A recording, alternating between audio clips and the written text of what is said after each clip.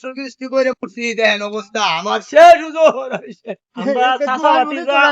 আমি শেষ আমার টাল আমাদের যে আজকে এই অবস্থা হবে আমরা কল্পনা করতে পারিনি। শেষ হুজুর, আমার এই ধানের অবস্থা সম্মানিত দর্শক দেখেন, আমাদের কিশোরগঞ্জ জেলার ইটনা উপজেলার মিরিগা ইউনিয়নের লাইমপাশা গ্রামের এই যে কৃষকেরা দান করছে আজকে দেখেন অতি বৃষ্টির কারণে, এক নাগারে বৃষ্টি হওয়ার কারণে ধানের যে কি অবস্থা আপনারা একটু দেখেন।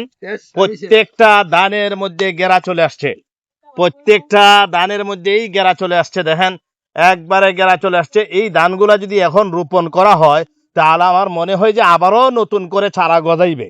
হ্যাঁ, দেখেন এই অবস্থা, এই কৃষকগুলা অসহায় হয়ে পড়েছে। হায় হায় রে, 7 দিন ধরে দেখেন এই যে এখানে তো ছোট ছোট গেরা, আর এইদিকে যদি আমরা তাকাই তাহলে দেখেন যে কি অবস্থা। দেখেন গেরাগুলা সম্পূর্ণ সবুজ হয়ে গেছে, দেখেন সম্পূর্ণ আকারে সবুজ হয়ে গেছে। তোমার বোঝা যায় ধানের ছাড়া আবার নতুন করে গজায় উঠছে, এগুলোর মধ্যে আবার ধান হবে এখনই যদি রোপণ করা হয়। তো সম্মানিত দর্শক, এই হলো বর্তমান দেশের পরিস্থিতি। আল্লাহ তাআলার কাছে দোয়া করুন, আল্লাহ তাআলা যেন আমাদেরকে যেন এই বিপদ থেকে যেন উদ্ধার করেন। আল্লাহ তাআলা আমাদের রিজিকের অভাব যেন আল্লাহ তাআলা দূর করেন।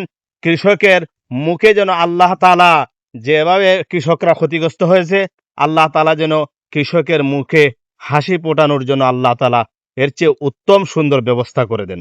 সবাইকে ধন্যবাদ, ভালো থাকবেন।